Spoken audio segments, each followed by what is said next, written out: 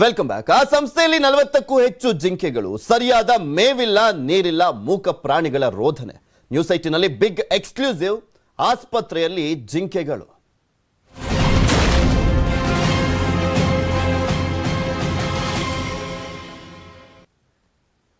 ಪ್ರಾಣಿಗಳನ್ನ ಸಾಕುವಂತ ನಿಟ್ಟಿನಲ್ಲಿ ಅದಕ್ಕೆ ಆದಂತ ರೂಲ್ಸ್ ಇದೆ, ಆಕ್ಟ್ ಇದೆ, ನಿಯಮಗಳಿರುವಂತದ್ದು. ಆದ್ರೆ ಈ ಒಂದು ಕೇಸ್ ಅನ್ನ ತೋರಿಸ್ತೀವಿ, ಸ್ಪಷ್ಟವಾಗಿ ಉಲ್ಲಂಘನೆ ಮಾಡಲಾಗಿದೆ.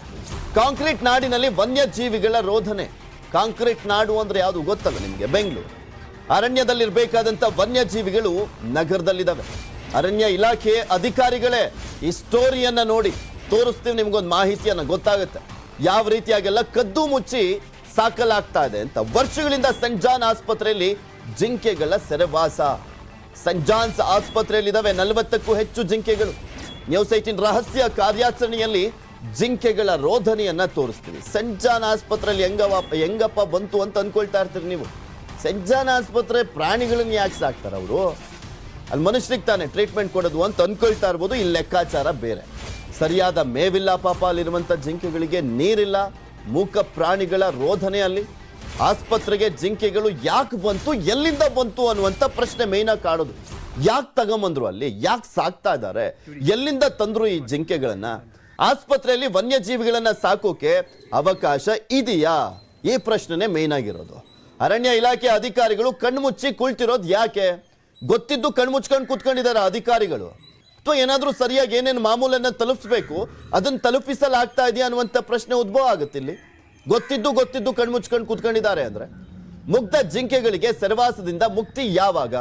ಬೆಂಗಳೂರಿನ ವನ್ಯಜೀವಿ ಧಾಮಗಳು ಇರೋದಾದ್ರೂ ಯಾಕೆ ಹಾಗಾದ್ರೆ? ಇವ್ರು ಇಲ್ಲಿ ಬಂದು ಸಾಕೊಳ್ಳೋದಾದ್ರೆ ಇದೆಲ್ಲದ್ರ ಬಗ್ಗೆ ಮತ್ತಷ್ಟು ಮಾಹಿತಿಯನ್ನು ನೀಡ್ತಾರೆ ನಮ್ಮ ಪ್ರತಿನಿಧಿ ರಂಜನ್. ನೇರ ಸಂಪರ್ಕದಲ್ಲಿ ಜಾಯಿನ್ ಆಗ್ತಾ ಇದ್ದಾರೆ. ರಂಜನ್, ನೋಡ್ತಾ ಇದ್ವಿ ಸಾಕಷ್ಟು ಜಿಂಕೆಗಳನ್ನ ಅಲ್ಲಿ ಸಾಕಲಾಗಿದೆ. ಈ ಮನುಷ್ಯರನ್ನ ಟ್ರೀಟ್ಮೆಂಟ್ ಕೊಡುವಂತ ಆಸ್ಪತ್ರೆಯಲ್ಲಿ ಜಿಂಕೆಗಳು ಹೆಂಗ್ ಬಂದ್ವು ಅಂತ? ಎಷ್ಟಿದಾವೆ ಜಿಂಕೆಗಳು?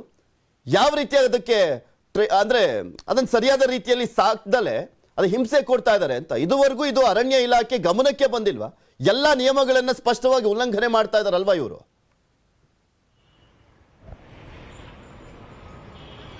ಪೃಥ್ವಿರಾಜ್ ಹಾರನಹಳ್ಳಿ ಏನು ನಗರದ ಕೋರಮಂಗಲದ ಬಳಿ ಇರುವಂತಹ ಸೇಂಟ್ ಜಾನ್ ಮೆಡಿಕಲ್ ಕಾಲೇಜ್ನಲ್ಲಿ ಈ ರೀತಿಯಾಗಿ ವನ್ಯಜೀವಿಗಳನ್ನ ಸಾಕೋದ್ರ ಮೂಲಕ ಕರ್ನಾಟಕ ವನ್ಯಜೀವಿ ಸಂರಕ್ಷಣಾ ಕಾಯ್ದೆಯನ್ನ ಉಲ್ಲಂಘನೆ ಮಾಡಿರುವಂತದ್ದು. ನಾನೀಗ ಅದೇ ಸ್ಪಾಟ್ ಅಲ್ಲಿ ಇದ್ದೀನಿ, ದೃಶ್ಯದಲ್ಲಿ ತೋರಿಸ್ತಾ ಹೋಗ್ತೀನಿ ಎಲ್ಲಿ ಈ ಜಿಂಕೆಗಳಿವೆ ಅನ್ನೋದನ್ನ. ಸದ್ಯಕ್ಕೆ ನಾನೀಗ ಇರುವಂತದ್ದು ಸೇಂಟ್ ಜಾನ್ಸ್ ಮೆಡಿಕಲ್ ಕಾಲೇಜ್ ಆಸ್ಪತ್ರೆ ಬಳಿ ಇದ್ದೀನಿ. ದೃಶ್ಯದಲ್ಲಿ ತೋರಿಸ್ತಾ ಹೋಗ್ತೀನಿ ನಿಮಗೆ. ಅಲ್ಲಿ ಅಪಘಾತ ಮತ್ತು ತುರ್ತು ಚಿಕಿತ್ಸೆ ಅಂತ ಹೇಳ್ಬಿಟ್ಟು 320 ಮೀಟರ್ಸ್ ಅಂತ ಹಾಕಿದ್ದಾರೆ. ಸರಿಯಾಗಿ ಇದೇ ಒಂದು ಎಂಟ್ರೆನ್ಸ್ ನ ಮೂಲಕ 320 ಮೀಟರ್ನಷ್ಟು ಒಳಗೋದ್ರೆ ಅಲ್ಲಿ ಆ ಒಂದು ಇದು ಬ್ಲಾಕ್ ಸಿಗುತ್ತೆ. ಆ ಬ್ಲಾಕ್ ನಿಂದ ರೈಟ್ ತಗೊಂಡ್ರೆ ಸುಮಾರು 40ಕ್ಕಿಂತ ಹೆಚ್ಚು ಜಿಂಕೆಗಳನ್ನ ಸಾಕಿರುವಂತದ್ದು. ಏನು ವನ್ಯಜೀವಿ ಸಂರಕ್ಷಣಾ ಕಾಯ್ದೆ 1972 ಮತ್ತು 2003ಯ ಪ್ರಕಾರ ಯಾವುದೇ ಕಾರಣಕ್ಕೂ ವನ್ಯ ಜೀವಿಗಳನ್ನ ಸಾಕುವ ಹಾಗಿಲ್ಲ, ಅವುಗಳನ್ನ ಕಂಟ್ರೋಲ್ ಮಾಡೋ ಹಾಗಿಲ್ಲ ಅನ್ನುವಂಥದ್ದನ್ನ ಕ್ಲಿಯರ್ ಕಟ್ ಆಗಿ ಹೇಳುತ್ತೆ. ಆದ್ರೆ ಈ ಒಂದು ವೈದ್ಯಕೀಯ ಮಹಾವಿದ್ಯಾಲಯ ಆಸ್ಪತ್ರೆ ಏನಿದೆ, ಈ ಎಲ್ಲಾ ನಿಯಮವನ್ನ ಗಾಳಿಗೆ ತೂರಿ ಜಿಂಕೆಗಳನ್ನ ಸಾಕಿರುವಂತದ್ದು. ಜೊತೆಗೆ ಜಿಂಕೆಗಳಿಗೆ ಬೇಕಾದಂತಹ ಮೂಲಭೂತ ಸೌಕರ್ಯ ಅಂದ್ರೆ ಸರಿಯಾದ ಶೆಲ್ಟರ್ ಇರ್ಬೋದು, ನೀರಿರ್ಬೋದು, ಹುಲ್ಲು ಮೇವಿರ್ಬೋದು, ಇದನ್ನ ಕೂಡ ಕೊಡ್ತಾ ಇಲ್ಲ. ಜಿಂಕೆಗಳು ಒಣ ಹುಲ್ಲಿರ್ಬೋದು, ಕಲ್ಲು ಮಣ್ಣುಗಳನ್ನ ತಿಂತಿರುವಂತದ್ದು. ನ್ಯೂಸ್ 18 ಇದರ ಬಗ್ಗೆ ರಹಸ್ಯ ಕಾರ್ಯಾಚರಣೆಯನ್ನ ಮಾಡಿದಂತ ಸಂದರ್ಭದಲ್ಲಿ ಈ ಒಂದು ಅಂಶ ಬೆಳಕಿಗೆ ಬಂದಿದೆ. ಈ ಒಂದು ಅಂಶ ಬೆಳಕಿಗೆ ಬಂದಂತ ಸಂದರ್ಭದಲ್ಲಿ ನಮ್ಮಲ್ಲಿ ಸಾಕಷ್ಟು ಪ್ರಶ್ನೆಗಳು ಮೂಡ್ತಾ ಹೋಗುತ್ತೆ. ಅರಣ್ಯ ಇಲಾಖೆಯ ಅಧಿಕಾರಿಗಳ ಗಮನಕ್ಕೆ ಈ ಒಂದು ವಿಚಾರ ಬಂದಿಲ್ವಾ ಅನ್ನೊಂದು. ಯಾಕಂತ ಹೇಳಿದ್ರೆ ಸುಮಾರು 1-2 ದಿನಗಳಲ್ಲ, 10-12 ವರ್ಷದಿಂದ ಈ ಒಂದು ಆಸ್ಪತ್ರೆಯಲ್ಲಿ ಜಿಂಕೆಗಳನ್ನ ಸಾಕಲಾಗ್ತಿದೆ ಅನ್ನುವಂತಹ ಮಾಹಿತಿ ಲಭ್ಯವಾಗ್ತಿರುವಂತದ್ದು. ಜೊತೆಗೆ ಜಿಂಕೆಗಳನ್ನ ಯಾರು ಕೊಟ್ರು, ಎಲ್ಲಿಂದ ತಂದ್ರು, ಯಾತಕ್ಕೋಸ್ಕರ ಸಾಕ್ತಿದ್ದಾರೆ ಅನ್ನುವಂತಹ ಮಾಹಿತಿಯನ್ನ ನಾವು ಕಲೆ ಹಾಕಿದಂತ ಸಂದರ್ಭದಲ್ಲಿ ಆಸ್ಪತ್ರೆ ಕಡೆಯಿಂದ ಏನು ಮಾಹಿತಿ ಲಭ್ಯವಾಗ್ತಾ ಹೋಗುತ್ತೆ. ಈ ಒಂದು ಆಸ್ಪತ್ರೆಯಲ್ಲಿ ಮೆಂಟಲ್ ಇಲ್ನೆಸ್ ಅಂದ್ರೆ ಮಾನಸಿಕವಾಗಿ ಸ್ಥಿಮಿತವನ್ನ ಕಳೆದುಕೊಂಡಿರುವಂತಹ ಪೇಷಂಟ್ ಗಳೇನಿರ್ತಾರೆ ಅವರ ಒಂದು ಮಾನಸಿಕ ಸ್ಥಿತಿಯನ್ನು ಉತ್ತಮಪಡಿಸುವ ನಿಟ್ಟಿನಲ್ಲಿ ಈ ಒಂದು ಜಿಂಕೆಗಳನ್ನ ಅಥವಾ ಏನು ನೈಸರ್ಗಿಕವಾಗಿರುವಂತಹ ದೃಶ್ಯಗಳನ್ನು ನೋಡಿದ ಸಂದರ್ಭದಲ್ಲಿ ಅವರಿಗೆ ಮಾನಸಿಕ ಸ್ಥಿತಿ ಉತ್ತಮವಾಗುತ್ತೆ ಅನ್ನುವ ನಿಟ್ಟಿನಲ್ಲಿ ಜಿಂಕೆಗಳನ್ನ ಸಾಕಿದ್ದೀವಿ ಅನ್ನುವಂತಹ ಮಾಹಿತಿ ಸಿಕ್ಕಿರುವಂತದ್ದು. ಆದ್ರೆ ಇಲ್ಲಿ ಬರುವಂತಹ ಪ್ರಶ್ನೆ, ಮನುಷ್ಯನ ಮಾನಸಿಕ ಸ್ಥಿತಿಯನ್ನು ಉತ್ತಮಗೊಳಿಸೋಕೆ ಪ್ರಾಣಿಗಳ ಮಾನಸಿಕ ಸ್ಥಿತಿಯನ್ನ ನಾವು ಯಾಕೆ ಹಾಳು ಮಾಡಬೇಕು? ಪ್ರಾಣಿಗಳಿಗೆ ಯಾಕೆ ಸೆರೆವಾಸವನ್ನ ನೀಡಬೇಕು ಅನ್ನುವಂತ ಪ್ರಶ್ನೆ ಉದ್ಭವ ಆಗ್ತಾ ಹೋಗುತ್ತೆ. ಅರಣ್ಯ ಇಲಾಖೆಯ ಅಧಿಕಾರಿಗಳಿರ್ಬೋದು, ಅರಣ್ಯ ಸಚಿವರಿರ್ಬೋದು, ಏನು ಅರಣ್ಯ ಇಲಾಖೆಯ ಕಾರ್ಯದರ್ಶಿಯಾದ ಜಾವೇದ್ ಅಖ್ತರ್ ಅವರ ಗಮನಕ್ಕೆ ಬಂದಿಲ್ವಾ? ಸುಮಾರು 40ಕ್ಕಿಂತ ಹೆಚ್ಚು ಜಿಂಕೆಗಳು ಇಲ್ಲಿ ಬಂಧನವಾಗಿರುವಂತದ್ದು, ಸೆರೆವಾಸದಲ್ಲಿರುವಂತದ್ದು, ಕಾಡಿನಲ್ಲಿ ಅಭಯ ಉತ್ತಮಗೊಳಿಸ್ಲಿಕ್ಕೆ ಮನುಷ್ಯರದ್ದು ಅಂತ ಹೇಳಿದ್ರೆ ಇವರಿಗೆ ಈ ಜಿಂಕೆಗಳು ಕಾಣಿಸ್ತಾ ಇಲ್ವಾ? ಸಾಕಕ್ಕೆ ಯೋಗ್ಯತೆ ಇಲ್ಲ ಅಂದ್ಮೇಲೆ ಯಾಕೆ ಹಿಂಸೆ ಕೊಡ್ತಾ ಇದ್ದಾರೆ ಅಂತ. ಓಕೆ, ಅರಣ್ಯ ಇಲಾಖೆ ಗಮನಕ್ಕೆ ಈಗ್ಲಾದ್ರೂ ಬರುತ್ತಾ ಇದು ಅಂತ ಇದೊಂದು ಪ್ರಶ್ನೆ ಇರುತ್ತೆ. ಇವರು ಅರಣ್ಯ ಇಲಾಖೆಗೆ ಏನಾದ್ರೂ ಮಾಹಿತಿಯನ್ನ ಕೊಟ್ಟು ಪರ್ಮಿಷನ್ ತೆಗೆದುಕೊಂಡಿದಾರ ಅಂತ ಇದ್ರ ಬಗ್ಗೆ?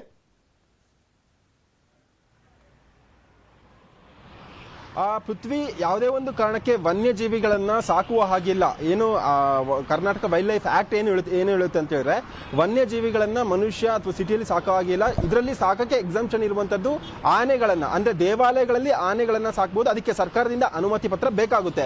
ಬಿಟ್ರೆ ನಾಯಿಗಳನ್ನ, ನನ್ನ ಮನೆಗಳಲ್ಲಿ ನಾಯಿಗಳನ್ನ ಸಾಕ್ತಿವಿ, ಅವುಗಳನ್ನ ಸಾಕಬಹುದು. ಆದ್ರೆ ಜಿಂಕೆಗಳನ್ನ ಯಾವುದೇ ಕಾರಣಕ್ಕೂ ಸಾಕೋ ಹಾಗಿಲ್ಲ ಅನ್ನುವಂಥದ್ದನ್ನ 1972 ವೈಲ್ಡ್ ಲೈಫ್ ಆಕ್ಟ್ ಹೇಳುತ್ತೆ.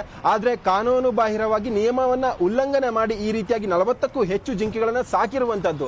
ಇಲ್ಲಿ ಒಂದು ಬರುವಂತಹ ಮುಖ್ಯವಾದ ಪ್ರಶ್ನೆ, ಅರಣ್ಯ ಇಲಾಖೆ ಅಧಿಕಾರಿಗಳಿಗೆ ಎಲ್ಲೋ ಬೆಂಗಳೂರಿನಲ್ಲಿ ಚಿರತೆ ಬಿದ್ರೆ ಗೊತ್ತಾಗುತ್ತೆ, ಆದ್ರೆ ಇಲ್ಲಿ ಇರುವಂತಹ ಜಿಂಕೆಗಳು ಕಣ್ಣಿಗೆ ಬೀಳಿಲ್ವಾ ಅನ್ನುವಂತ ಪ್ರಶ್ನೆ ಉದ್ಭವ ಆಗುತ್ತೆ. ಪೃಥ್ವಿ, ನೋಡೋಣ ರಂಜನ್, ಅರಣ್ಯ ಇಲಾಖೆ ಕುಂಭಕರ್ಣ ನಿದ್ದೆಯಲ್ಲಿದೆ ಅಂತ ಕಾಣಿಸುತ್ತೆ. ಈ ಸುದ್ದಿ ಬಿತ್ತರ ಆದ ನಂತರನಾದ್ರೂ ಎಚ್ಚೆತ್ಕೊಳ್ತಾರ ಅಂತ, ಇಲ್ಲಾಂದ್ರೆ ನಾವಂತೂ ಬಿಡೋದಿಲ್ಲ ಈ ಸ್ಟೋರಿಯನ್ನ.